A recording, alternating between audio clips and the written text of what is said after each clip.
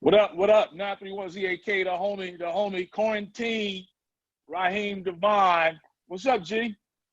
Peace, man. How you?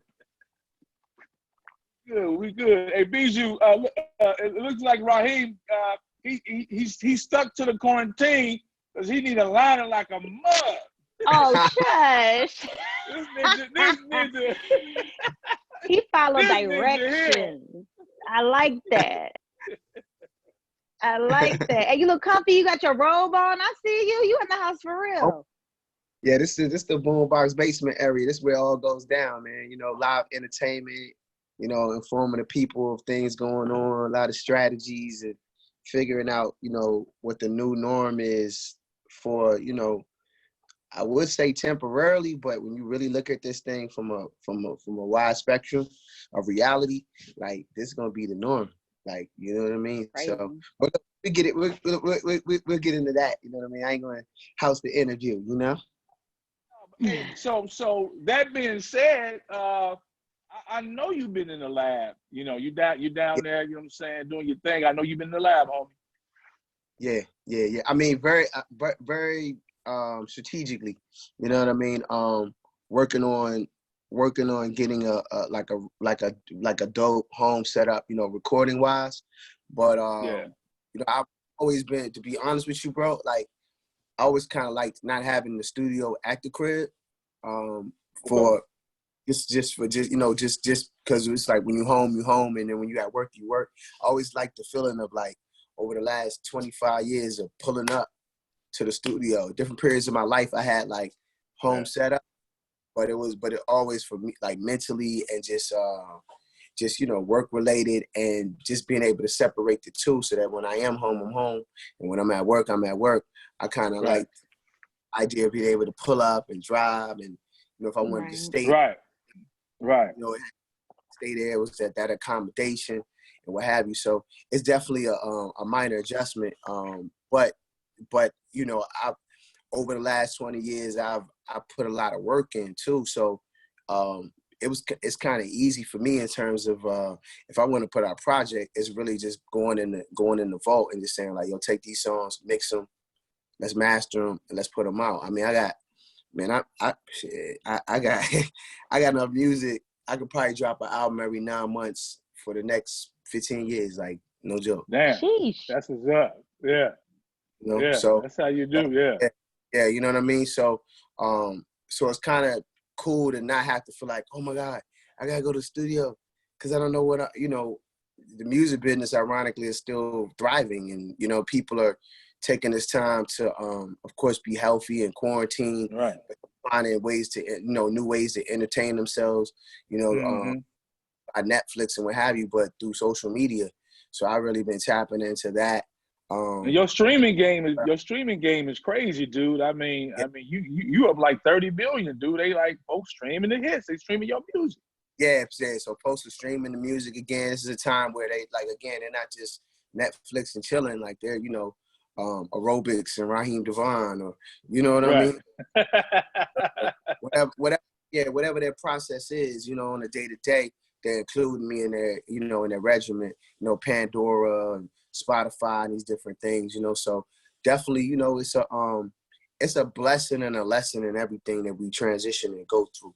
You know what I mean? And so you gotta be able to look at the, you know, it's about how you look at, you know, the glass of water too. Is it half full, half empty? You know.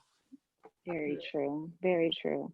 So, you know, I asked, well, I don't know if you know, but I asked John Legend last week when we talked to him, the versus battles, right? Now, he really didn't know who he would battle. He did say something about Alicia Keys, you know, because they both, you know, play music, you know, on the piano. But who would the Love King want to go against in a versus battle? That's interesting, because I didn't know that they would. When you just in you saying his, it kind of changes the spectrum of like, I never thought about like, okay, well, if I battle somebody, like who the female would be. You know what I mean? That's different. That's a spin on it. You know what I mean? Yeah. With him and her, you know.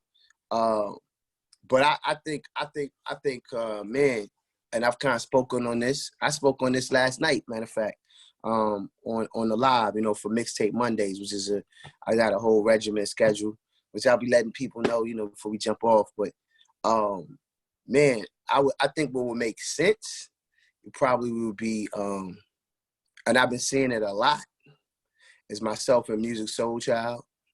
That's a good one. Oh, okay. That's a good one. Yeah. Myself and Anthony Hamilton. Oh, yeah. Myself and maybe even like somebody like Tank. You know what I mean? I say those. Real singers. Yeah, and I say, but it's also a time era thing, because I saw a clip recently where Keith Sweat and Fat Joe were having a conversation about this same thing, and their verses is on Keith Sweat neck right now, trying to possibly. And I can't remember who Keith said, but I know that what he did say was it would have to make sense, because it's only he comes from a certain era and time period. You know what I mean?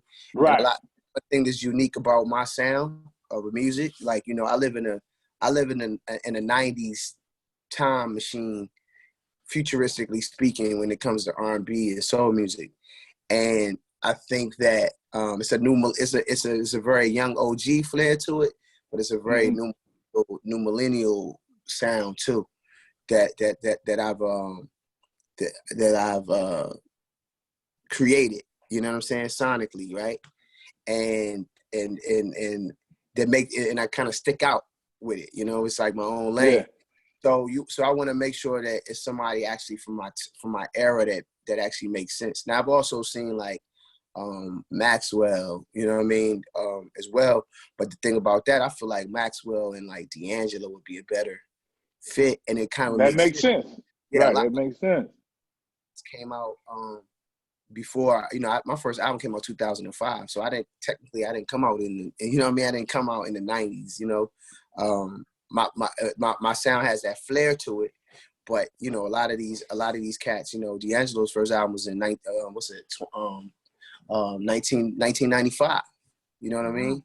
So so it's a time era thing. I think it's a catalog thing. One thing that no one can ever dispute or argue is that I've been very consistent. You know what I'm saying? I've always put out a body of work. Where it gets tricky is the popularity. You know what I mean? Because a lot of people go for the vote, or they go for the, that's how Trump got in office. Come on. You know what I'm saying? Popularity and the illusion of that, of that TV screen. You know what I mean? Some of us call it the idiot box. You know what I mean? So it's but one thing about the internet, you can use that search engine. You can seek truth. You can find truth. You can find you can play the advocate to say I could say God's advocate. I don't like to say devil's advocate. You play God's advocate and say, all right, well, what about this scenario? Or maybe this is what's going on, or you know what? Damn, I ain't know. Damn, that's the real king on the low. You know what I mean? Wow, I didn't know. I didn't know that catalog went that deep. I didn't, because for me, I've been independent, man. It'll be 10 years, 2021 that I've been an independent artist. You know what I mean? So I make it look easy. A lot of what I do, it's a lot of late nights and strategizing right here in the war room and figuring it out, and also spending my own, and just kind of like constantly like investing in myself. Even somebody who might come from humble beginners understand, like, if you in a trap, you're gonna be, some days you up, some days you down. Down, right. You gotta flip it. You gotta reinvest in yourself, and all while doing it, laying low and being humble. What was that breaking point when you said, you know what, I'm just gonna rock out with this independent? You got a lot of people still, no knock to anybody, try to get those deals with the major labels, but I'm pretty sure without a problem you could have got that. Yeah. What was that moment you was like, let me do this on my own? Yeah, which I did have for a period of time. Like, I was on job year 2002 to 2010, right? And it was a great learning experience. And I went into that situation as an independent artist transitioning into, quote unquote, the industry, right?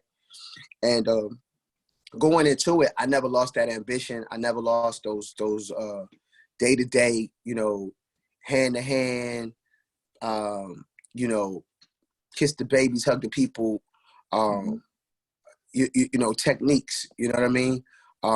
But that's genuinely, and I call them techniques because it's a science to it. You know what I mean? Because at the end of the day, I'm a business, but it's something that I genuinely enjoy doing. And I think the blessing in it for me was that the fact that every job that I had, you know, the world, I wasn't always the Raheem DeVaughn that the world knew. So every job that I had prior to becoming a public figure, and, you know, humanitarian, it allowed me to, I was in a customer service space. So where I was the first guy you came encounter with when you entered the place of business, you know what I'm saying, issue with, or I was the first person you spoke to on the phone, you know. I was and I had to be disciplined to know and an understanding of knowing that I was representing something bigger than myself. Like, where did you work? What was your customer service job? Give me one. What was you at? I was at Payless. I had Payless gig. I was selling shoes. I started working at 16, man. So that's another thing. So I knew nothing but hard work. I know nothing but work my whole life. You know what I mean? It kind of kept me out of trouble. It kept me out of some very bad circumstances. You know what I'm saying? And being in the right place at the right time instead of the wrong place at the wrong time. You did? So for me, I started, man, working at like 14, 15 years old. I worked for Giant Food for many years. I worked for Chevy Chase Bank telemarketing. I worked for Long Fence, like going in the neighborhoods I quote unquote didn't belong in, and taking a risk of knocking on people's doors, not knowing what's on the other side. You know, in 100-degree weather, you know what I mean, trying to sell people fences. I worked many places, man. My last job was at Tower Records. Yeah, you know what I mean? Where I actually sold music. I learned a lot about different genres of music, how consumers buy music, who buys music, how they buy it. You know what I mean? That was very educational for me. I transitioned to loss prevention, where so so imagine me. You know what I'm saying? Right. Some cat down the street, you know what I mean, for, you know, trying to steal some porn or something, right? So oh God. You know, so because they had an entire video section there at Tower Records, you know what I mean? So yeah, it's man, and it was crazy because the majority of the people that shoplift did not, which I learned, they did not look like us. Okay. You know what I mean? It was man. It was an eye opener doing that. Like, man, and that ultimately, you know, you can't put a shade or a tone, you know, to a culture, to a thief. Right. Dude, they started it, damn it. Yeah, you know, so the original thief. Yeah, it allowed me to definitely, you know, just learn about people and having to interact with people on a day-to-day when I didn't want to, when I didn't feel like talking, when I, you know, you still had to put on the smile and you know, and I think one of the biggest misconceptions about, you know, being a public figure is that we're not regular people like everybody else. You know what I mean? So, you know, if I respond to you in it's like, you know, if I respond to you in a comment, it's an interesting, like the concept of that, you know, with the fan being on the other side of the phone and social media, and how, you know, I've always been that, you know, one of the things that a lot of my, you know, supporters, they say, man, you the fact that you down to earth and you humble and I can tap in, you know what I mean? Yeah, it's, you know, it's a unique thing, and that's not something you can really, I feel like you can bottle up and sell, because at the end of the day, they know, they can tell, They know who's real. They know who's connecting with the people. They know where it's just like the gimmick, where it's like, all right, it's not organic, it's not real. You know what I mean? So so yeah, it's important that that for me, you know, I just maintain it now, you know, and it continues to grow organically, you know. If you'd have told me, you know, 10 weeks ago that this would be the new norm and that I'd be on, you know, social media, you know, 3 times a week, on, you know, the Love King quarantine and the fans had to be locking in, and, you know, fans tell they, you know, I got people that you know, I did a free I did a Mother's Day concert on Facebook this past Sunday. Still up on the page, whatever, you can go check it out right here from the Boombox Basement. You know, and for the moms, and over 3,000 people, you know what I'm saying, locked in with me. You know, probably over 100,000 have seen it at this point. And it was interesting, man. You know, I after the show, we did the after party on Instagram Live, right? Okay. You know, the meet and greet, or what have you, where I allowed to talk to some mothers, I talked to some supporters, some fans, and we did screenshot photos and all of that, right?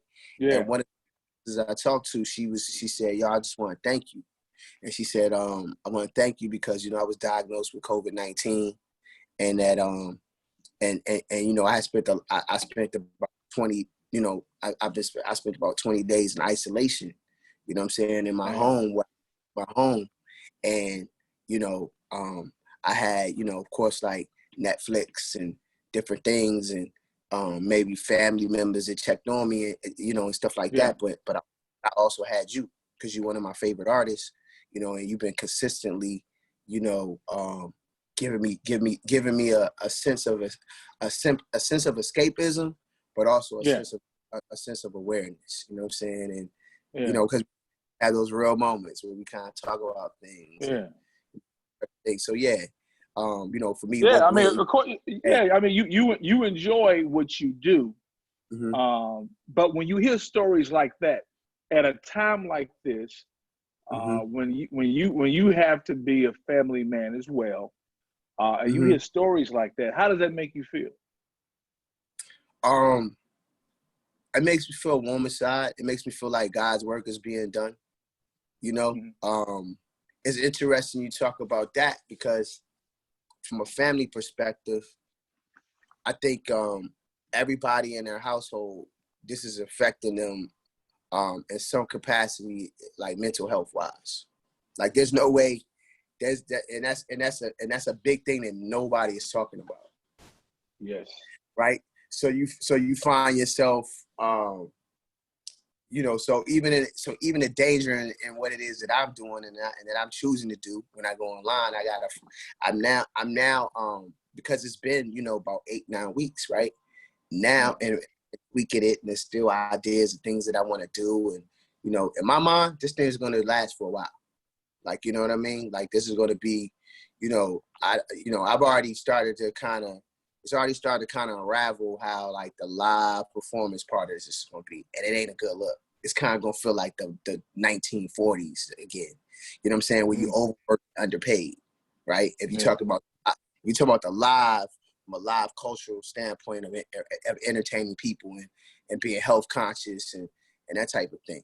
So that means potentially, like, you're performing in a room of people, no more than, you know, 50 to 100 people. I'm gonna say that again. Things like festivals and that type of thing.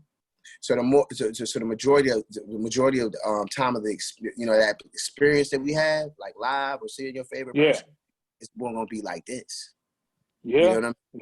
Yeah. Then you got the economy and the people that won't even be able to do either one of those things. You know what I'm saying? If you fall in between that, you know, 12, 13, 15% of the people that are unemployed, you know what I mean? And we got to hope that doesn't double or triple.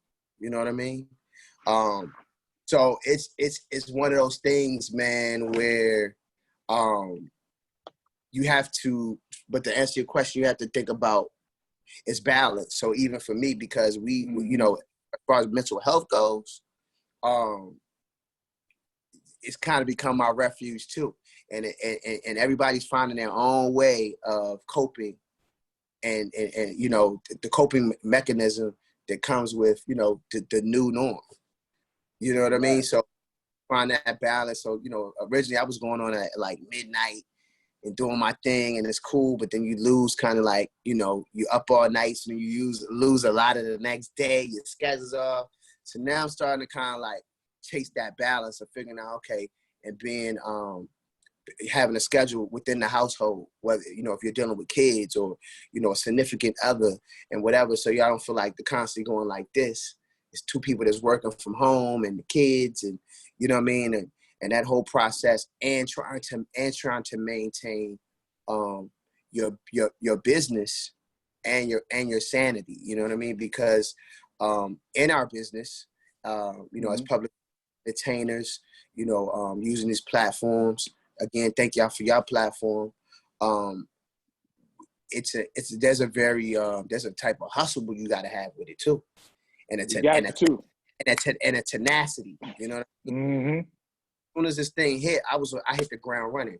Like when it was, are we in the house? All right, I found a platform where I could perform live, and work out the kinks, and get compensated for it.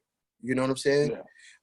You know what I mean? Because at the end of the day, this is our business. This is what we do. As an independent artist, how I eat, like from live performance. You know what I mean? You take that away, it changes the whole scope of like how I feed my family, my loved ones, period. You know what I mean? Whether you're talking about on a festival level, where I'm doing a show for 70,000 people, you know what I mean? Where that price cap is different, or when I'm performing for acoustic performance of 100 people or 150, whether, or, you know, now my norm is like this, and kind of figuring it out, you know, and creating a platform where everybody's going to be able to come that's a Raheem DeVaughn fan and check out what I do. You know, and know, we talked about that before. I didn't mean to cut you off, Raheem, but you know, you said you're able to get compensated for doing what you're doing on live, and we spoke about this, like you said, this new norm. How will fans, you know, kind of, how will they deal with the fact that, okay, I'm gonna have to pay to see you on a screen and not in person? Crazy, man, because there's this kind of like battle I've had with myself, right? And initially is when I started going live, where I would, you know, I put the Cash App up or whatever, right? And how that be perceived and the why and whatever. But the reality is, when I started putting it up, my supporters and my fans were asked like, "Hey, what's your joint?" And I was like, "Okay, cool. Let me put that up." And then it dawned on me, you know what I'm saying? Like, yo, I should feel bad about that. You know what I mean? One, no talent. Yeah, as somebody who has a foundation that does a plethora of community work, you know what I mean? It gives me another avenue, right, to pour into the community. You know what I mean? Which we started up, which you know, in the last 2 weeks, we started a really dope campaign with through my Love Life Foundation, where we're going out and servicing first responders and the night shift nurses, who a lot of times are forgotten about at these hospitals. Right. You know, especially with the new hours of operation for restaurants and DoorDash and that type of thing. And some of these they're fearful of going and delivering to the hospital in these areas where they're treating COVID-19 patients. I got a soldier on the ground, a sister, Alma's Foundation, which she's a caterer, at catering, and we've been delivering food like locally to all of the, you know, she cooked. Awesome. I mean, like, you know, it's my responsibility to raise some funds per week and you know, and invest in that. And she goes and gets the food and cooks it and delivers the meals, and, you know, right. Pretty dope operation we got. She's the only one allowed in there. That's one. She has to pull up. They can't turn her away. She has to show them a video from me that I already sent her. Hey, it's right. Yeah. On behalf of the Foundation, she's just here to feed the you know, the first responders and what have you. Woo. And so it's been great. It allows me. But the point I'm trying to make is that why not put it up? Because at the end of the day, we log on and we're using all these different platforms now, Zoom included, Instagram, Twitter, Facebook, and they're making money. They can make your money. They've been making money hand over fist for over a decade. All for the culture of what we do. Yeah. All for the culture. Yeah. And then and also dictate to you and tell you day by day, a month by month. I don't know if you notice, but they dictate to you and tell you what you can do and what you can't do on their platform because they own it. You know what I mean? And it's absolutely nothing. That's a fact. You can do about it. You know what I mean? If you on Facebook now, I don't know if you noticed, and that's just kind of just like change. You know what I mean? Depending on what you're doing, and somebody that loves music, you want to play music, they'll shut your page down. You know what I mean? So so it's a bigger picture to look at.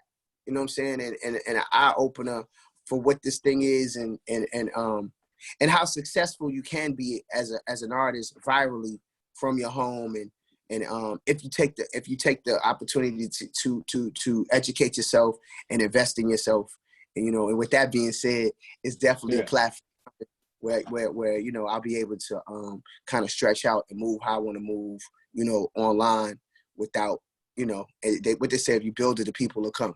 That's right. So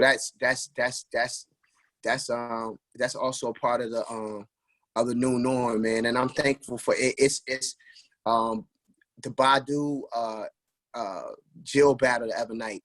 Man, Badu was dropping all types of, and she's the only one that I can say right now that's moving in the mindset of how I'm moving, that's already got the jump and already moving at the speed of light and already kind of like gets it. You know what I mean? Yeah. But that's why she's Erykah Badu. You know what I'm saying? Always been. Right. You know what I'm saying? I call it a culture shifter. I've always been that guy too. You know what I'm saying? And what's interesting about me is kind of just I moved to a different drum. I don't I have no shame or pride in being the guinea pig for my own success. Mm-hmm. And if you see me do it first and then you do it better, cool. You know what I'm saying? But right. Works for me, and what I feel is like beneficial to the culture and to the people and for the people. At the end of the day, I work for the people. You know what I mean? And, well, I definitely seen that. With the conscience and taking it back, how you took the old school, like you took like the Temptations and the groups back in the day. Yeah. That vibe of going out into the audience. Yeah. The crowd. Yeah. It's a whole nother level. Yeah. If I'm singing, hell no, I ain't coming on after Raheem. Hell no.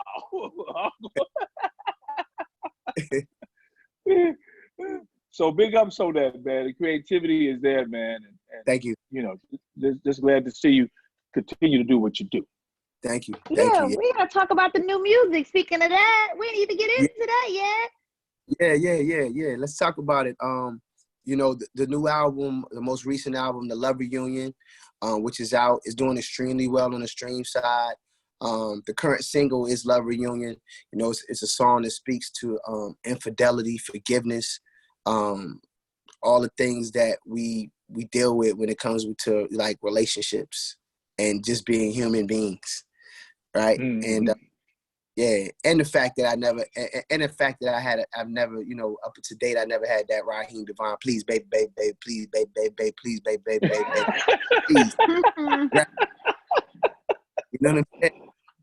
So face and but it comes from a place of sincerity, you know what I'm saying, and things that we have to address. And if you're gonna talk about truly what a love reunion is, for some of us, or for most of us, that's a reality of, growth and acceptance, you know what I mean? And so but it's a phenomenal body of work. I feel like the Love Reunion is probably full circle of what of where I started with the Love Experience. Ironically, that album came out, the Love Experience album came out June 28th, 2005, and the Love Reunion album dropped June 28th, 2019. So it just kind of like really put it full circle. It's like full circle, right? And I feel like making this last album, it allowed me to I became a master of what I do.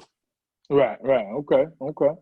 So it took that long, you know, and I'm thankful for that, you know, and you know, so it's like, you know, so now going in the studio and working when I'm in there, or wherever I am, it's got an effortless feel to it. You know what I'm saying? It's very surreal, and so I enjoy challenging myself and just becoming, you know, being consistent with what I do, but constantly finding new ways to tap into the greatness and tell the story of love, you know, from a lover's standpoint and from a conscious standpoint as well, finding new ways to challenge myself lyrically and as a vocalist, and the arrangements and the harmonies and the layers and stuff that people have fallen in love with for me, you know, over the last 15, 20 years.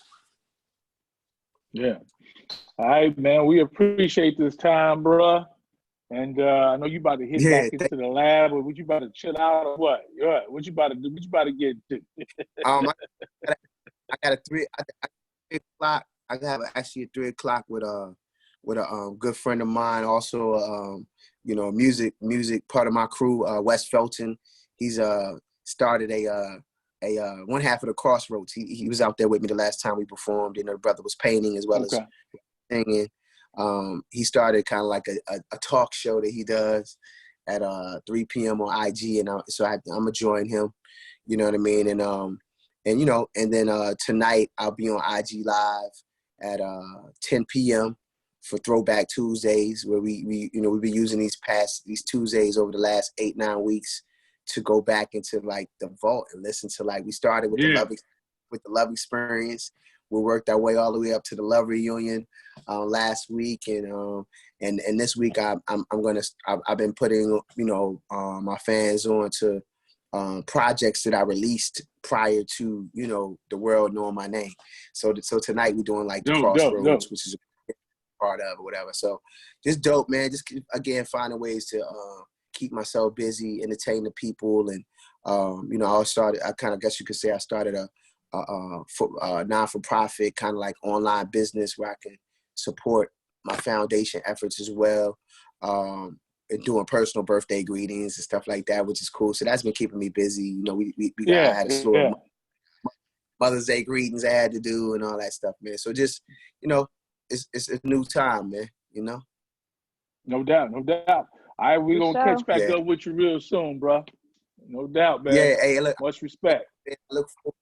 I look forward to a time where we can get together, man, and be in one room and enjoy music and all of that. But until then, man, let's stay creative, and whatever y'all need me for, I'm there for y'all. Thank y'all for always putting integrity first when it comes to you know, music and the culture versus, you know, the marketing inside of this thing. So I appreciate y'all. Thank you. All right, homie. Appreciate it. Thanks. See you, Raheem. Love. All right, peace.